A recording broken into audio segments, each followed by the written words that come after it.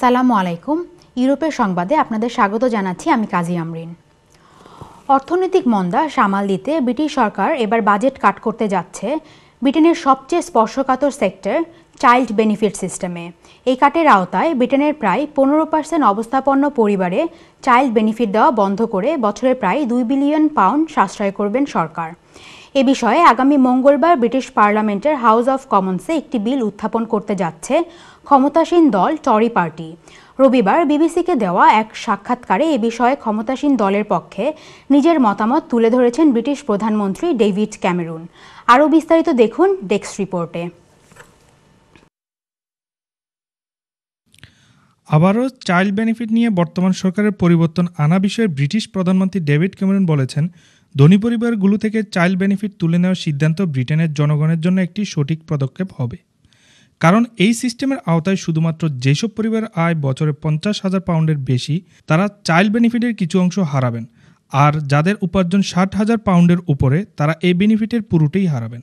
তবে তাদের এই হারানো অর্থ ব্রিটেনের কর্ম অক্ষম ব্যক্তিদের বেকার ভাতা নিয়ে অনুৎসাহী করে কাজের প্রতি আগ্রহী করতে সহায়তা করবে। কারণ চাইল্ড বেনিফিট থেকে কেটে নেওয়ার প্রায় £2 বিলিয়ন একটি অংশ বরাদ্দ থাকছে ওয়ার্কিং এজ গ্রুপের জন্য, যার মাধ্যমে এই গ্রুপের ব্রিটিশ নাগরিকদের বেনিফিট 1% বাড়িয়ে পাবলিক সেক্টরে কর্মচারীদের বেতন বৃদ্ধি, বেকার ভাতা ও ট্যাক্স ক্রেডিটে সব খাতে ব্যয় করা হবে। এবং এই বিষয়ক বিলটি আগামী মঙ্গলবার পার্লামেন্টে উত্থাপন করবেন ব্রিটিশ প্রধানমন্ত্রী। প্রধানমন্ত্রী তার সরকারের এই নীতির পক্ষে সমর্থন জানিয়ে বলেন, যারা ধনী তাদেরকে এই অবদান রাখতে হবে, কেননা এই নীতি বাস্তবায়ন হলে দেশের 15% ধনী পরিবারগুলো থেকে বছরে £2 বিলিয়ন সরকারের কোষাগারে জমা করা সম্ভব, যা পরবর্তীতে অন্যান্য খাতে ব্যয় করা যাবে এবং ব্রিটিশ অর্থনীতি চাঙ্গা করতে ও সরকারি সুদের হার কমাতেও বিশেষ সহায়তা করবে বলে মনে করেন তিনি। তবে টরি পার্টির আনা এই বিলের বিপক্ষে মন্তব্য দিয়ে লেবার নেতা এড বলস বলেন, ট্যাক্স রিটার্ন পাবে বলে ব্রিটেনের যেসব পরিবার বহু বছর ধরে ট্যাক্স দিয়ে যাচ্ছেন তাদের জন্য এই ধরনের সিদ্ধান্ত দুঃখজনক। Rajib Hasan, NTV news desk. বর্তমান সরকার কর্তৃক তেলের দাম আবারও বৃদ্ধির প্রতিবাদে 18 দলীয় জোটের ডাকা হরতালের সমর্থনে এবং বিএনপির ভারপ্রাপ্ত মহাসচিব মির্জা ফখরুল ইসলাম আলমগীর সহ 18 দলীয় জোট নেতৃবৃন্দের মুক্তির দাবিতে সমাবেশ করেছে 18 দলীয় জোট যুক্তরাজ্য শাখা। জোটের নেতা মৌলানা শুয়েব আহমেদের সভাপতিত্বে এবং খালাফত মজলিস ইউকের সাধারণ সম্পাদক নুরুজ্জামান খানের পরিচালনায় অনুষ্ঠানে বক্তব্য রাখেন বিএনপি নেতা M A Malik, Maulana Abdul Kadir Saleh, Maulana Abdul Munim, Maulana Syed Tamim Ahmed, M A Kadir, সোলাইহিন, Karim Chowdhury প্রমুখ। এ সময় বক্তারা তত্ত্বাবধায়ক সরকার পুনর্বহাল এবং আগামী নির্বাচন সুষ্ঠু ও গ্রহণযোগ্যভাবে আয়োজনের জন্য সবাইকে আহ্বান জানান।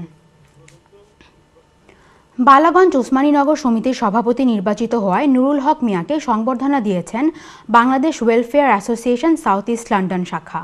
রবিবার বেক্সলির ক্রেফোর্ড মসজিদ হল রুমে এই সংবর্ধনা সভার আয়োজন করা হয়। সংগঠনের সাধারণ সম্পাদক ইকবাল আহমেদ ও সৈয়দ জাফরের যৌথ পরিচালনায় অনুষ্ঠানের প্রধান অতিথি হিসাবে বক্তব্য রাখেন বাংলাদেশ কেটার্স অ্যাসোসিয়েশনের সাধারণ সম্পাদক এম এ মুনিম।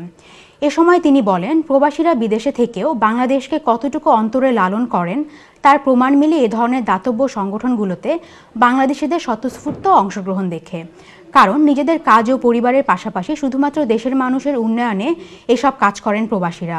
তাই যারা এসব কাজ করছে তাদের এই ধরনের সংবর্ধনা দেওয়ার মাধ্যমে আগামীতে আরও উদ্যমী হতে উৎসাহিত করবে। এ সময় আরও বক্তব্য রাখেন সিরাজুল ইসলাম, মজিবুর রহমান, মাসুক মিয়া, doctor M A Khalek, Mozammel Ali প্রমুখ। অনুষ্ঠানে জিসিএসসিতে সফলতা লাভ করায় বেশ কয়েকজন শিক্ষার্থীকে সম্মাননা দেওয়া হয়। আমরা অত্র এলাকা পক্ষ থেকে ওনাকে স্বাগত জানাই। উনি আগামী দিনে বালাগঞ্জের তথা ওসমানীনগরের সকল অধিবাসীর উন্নয়নের লক্ষ্যে আগামী কাজ করবেন।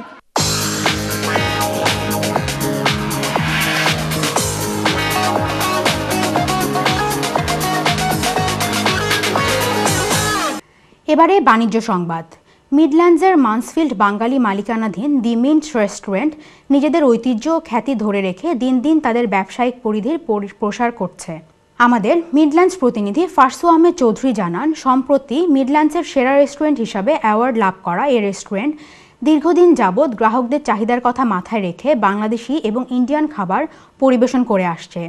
গুণগত মান আর স্বাদের কারণে শুরু থেকে জনপ্রিয় এই রেস্টুরেন্ট, আর তাদের এই সফলতার স্বীকৃতিস্বরূপ এশিয়ান কারি অ্যাওয়ার্ড সহ বেশ কয়েকটি পদক লাভ করেছে।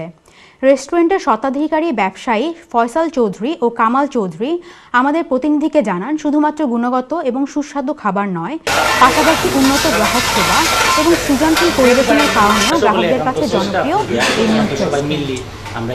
এই প্রথমবার BCA creator of the year Midland reason থেকে প্রথম পুরস্কার পাইছি। আমি এটা মনে বুঝি যে সবচেয়ে প্রেস্টিজ অ্যাওয়ার্ড। এই ছিল আমাদের হাতে আজকের ইউরোপের সংবাদ। নিচ্ছি ছোট্ট একটি বিজ্ঞাপন বিরতি, ফিরে এসে থাকছে আমাদের নিয়মিত আয়োজন প্রতিদিনের সিলেট।